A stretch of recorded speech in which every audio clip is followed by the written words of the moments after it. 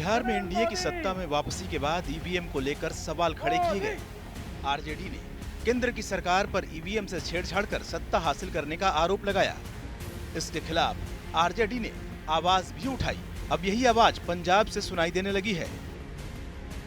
सानू इकट्ठे होने की लोड़ है। इकट्ठे होने की लोड़ इस करके है कि हिंदुस्तान के उत्ते काबज जिहड़ी है लोकतांत्रिक सरकार नहीं है, बल्कि ईवीएम के राही काबज हुई सरकार है और इन्हें अगले पता नहीं किन्ने साल ईवीएम के राही काबज रहना कोई पता नहीं है। इस बार अकाल तख्त के जत्थेदार ने जब ईवीएम के बहाने केंद्र सरकार पर निशाना साधा तो पंजाब की राजनीति में भूचाल आ गया।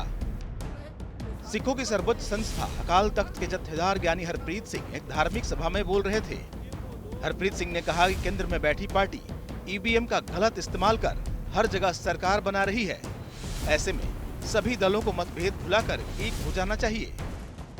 हिंदुस्तान के उत्ते कोई लोकतांत्रिक सरकार नहीं है। सानू इकट्ठे होने की लोड़ है। इकट्ठे होने की लोड़ इस करके है कि हिंदुस्तान के उत्ते काबज जिहड़ी है लोकतांत्रिक सरकार नहीं है, बल्कि ईवीएम के राही काबज हुई सरकार है और इन्हें अगले पता नहीं किन्ने साल ईवीएम के राही काबज रहना कोई पता नहीं है। जे असीं इकट्ठे ना होए तो सानू खखड़ियां करेले कर देगी हो रहे। अकाल तख्त के जत्थेदार ने ईवीएम पर सवाल उठाए तो हाल ही में एनडीए से अलग हुए अकाली दल ने भी उनके सुर में सुर मिलाया। कहा कि अकाल तख्त के जत्थेदार ने इसमें कुछ भी गलत नहीं कहा। तो वही कांग्रेस ने भी अकाल तख्त और शिरोमणि अकाली दल के आरोपों को सही ठहराया। कांग्रेस ने कहा कि सभी राजनीतिक दल पहले भी ईवीएम को लेकर चिंता जाहिर कर चुके हैं। जत्थेदार साहब ने, मैं भी उधर हाजिर था, जो उन्होंने कहा वो कोई नई बात नहीं है, जो सारे देश की पॉलिटिकल पार्टियां कह रही हैं, उसी भावना की तर्जमानी उन्होंने भी की। क्या बाकी पार्टियां पहले ये बात नहीं कह रही? नेशनल पार्टी सभी ये बात पहले भी कह रही हैं, रीजनल पार्टियां भी ये बात कह रही हैं कि अभी जो इसके ऊपर विश्वास नहीं किया जा सकता जो सिस्टम है।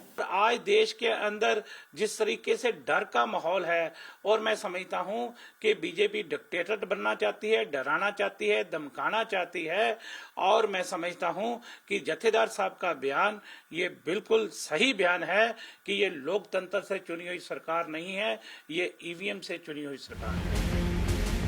हालांकि आम आदमी पार्टी ने अकाल तख्त के जत्थेदार के बयान को धार्मिक मर्यादा का उल्लंघन करार दिया। आम आदमी पार्टी ने ज्ञानी हरप्रीत सिंह को नसीहत दी कि धार्मिक पद पर बैठे शख्स को राजनीतिक बयान देने से बचना चाहिए।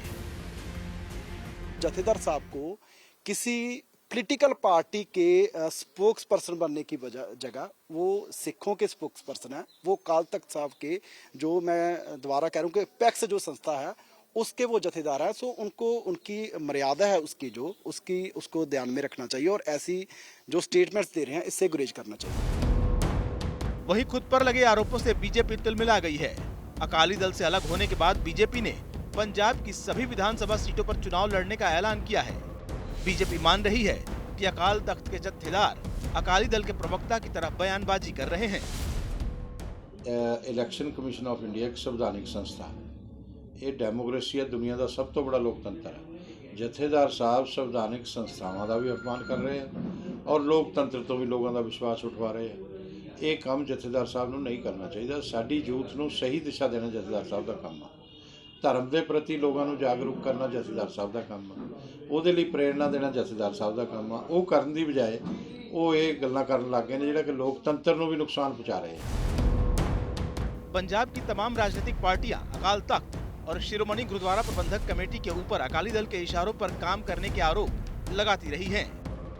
ऐसे में अकाली दल के गठबंधन से अलग होने के बाद अब बीजेपी भी अकाल तख्त के जत्थेदार के बयान को अकाली दल से जोड़कर देख रही है।